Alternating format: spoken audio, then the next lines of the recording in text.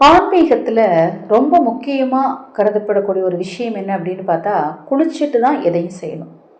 நாம் ஒரு பரிகார பூஜை செய்கிறோம், இல்லை யாகம் வளர்க்குறோம், வீட்டில் சாதாரண பூஜை அறையில் நம்ம ஒரு வழிபாடு செய்ய போகிறோம் அப்படின்னா கூட முதல்ல நாம் செய்யக்கூடிய விஷயம் குளித்துட்டு தான் செய்வோம் இல்லையா?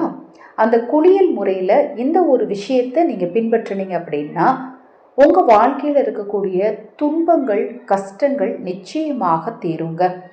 இப்போ நான் சொல்லக்கூடிய இந்த குளியல் பரிகாரம் மாதிரி நிறைய குளியல் பரிகாரங்களை தொடர்ந்து நம்ம சேனலில் பதிவு செய்கிறேன். தொடர்ந்து பாருங்கள்.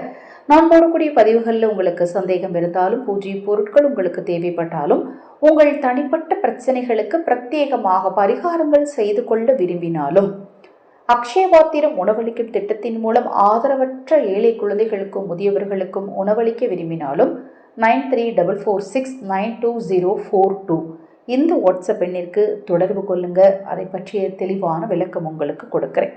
இந்த குளியல் முறை உங்களுக்கு நேர்மறை ஆற்றல் சக்தியை அதிகரித்து நம்பிக்கையை கொடுக்கும். வாழ்க்கையிலும் சரி, நீங்கள் செய்யக்கூடிய விஷயத்துலையும் உங்களுக்கு ஒரு நம்பிக்கையும் பற்றும் இருந்தால் தான் வெற்றி அப்படிங்கிறது உங்களுக்கு கிடைக்கும். அதனால தான் குளியல் முறையில் இந்த ஒரு பரிகாரத்தை நீங்கள் செஞ்சு பாருங்க அப்படின்னு சொல்கிறேன். இந்த பரிகாரத்தை நீங்கள் செய்கிறதுனால உங்களுக்கு சுக்கிரனின் பரிபூர்ணமான அருளும் கிடைக்கும், அழகும் கூடும், ஆரோக்கியத்தில் இருக்கக்கூடிய குறைபாடுகளும் நீங்கும். இதற்கு தேவையான பொருள் என்ன அப்படின்னு பார்த்தீங்கன்னா, பச்சரிசியும் பாலும். பச்சரிசியை நீங்கள் மாவாக எடுத்துக்கலாம், இல்லை பச்சரிசியை ஊற வச்சு அரைச்சி எடுத்துக்கலாம். சிறிதளவு பால் எடுத்து அதில் பச்சரிசி மாவை நன்கு கலந்துக்கோங்க. கலந்துட்டு நீங்கள் அதை ஒரு சிறிய கிண்ணத்தில் எடுத்துகிட்டு போய் நீங்கள் குளியலில் வச்சுட்டு குளிக்கிறதுக்கு முன்னாடி உங்கள் உடம்போட எல்லா பகுதியிலையுமே சிறிதளவு எடுத்து பூசிக்கோங்க.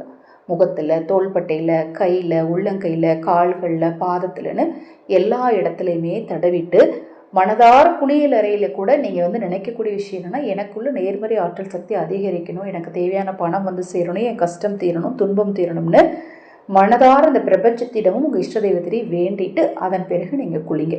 இதையெல்லாம் செய்கிறதுக்கு ரொம்ப நேரம் ஆகுமா அப்படின்னா பாருங்கள், சில நிமிடங்கள் கூட ஆகாது. குளிக்கிறதுக்கு முன்னாடி அந்த காலத்துலலாம் கடலை மாவு போட்டு குளித்தாங்க. அது மாதிரி இப்போ நீங்கள் இந்த பரிகாரம் செய்கிறதுக்கு பச்சரிசி மாவு வீட்டில் வாங்கி வச்சுருந்தீங்கன்னா கொஞ்சம் பாலில் போட்டு கலந்து நீங்கள் பாத்ரூம்க்கு எடுத்துகிட்டு போய் விறுவிறுன்னு தேய்ச்சிட்டு ஒரு நிமிஷம் கண்களை மூடி ஷவரை திறந்து விட்டே கூட நீங்கள் நினைக்கலாம், தவறே கிடையாது. குளிச்சுக்கிட்டே கூட நினைக்கலாம். நினச்சி உங்களுக்குள்ளே நல்ல ஒரு ஆற்றல் இருக்குது, அந்த ஆற்றல் வெளிவரணும். அந்த வெளிவந்தால் தான் அந்த உலகத்தில் இருக்கக்கூடிய எல்லா விஷயங்களும் உங்களுக்கு கிடைக்கும், இந்த பிரபஞ்சத்தோட சக்தி கிடைக்கும் அப்படின்னு சொல்லி நீங்கள் வேண்டிக்கிட்டாலே போதுங்க.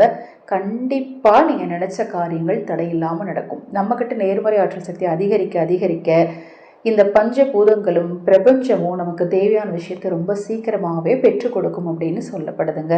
ரொம்ப ரொம்ப எளிமையான இந்த விஷயத்தை தினந்தோறும் செய்யலாமா அப்படின்னா தாராளமாக செய்யலாம். நிறைய குளியல் முறை இருக்குது. இப்போ நான் உங்களுக்கு அதில் ஒன்று சொல்லியிருக்கேன்.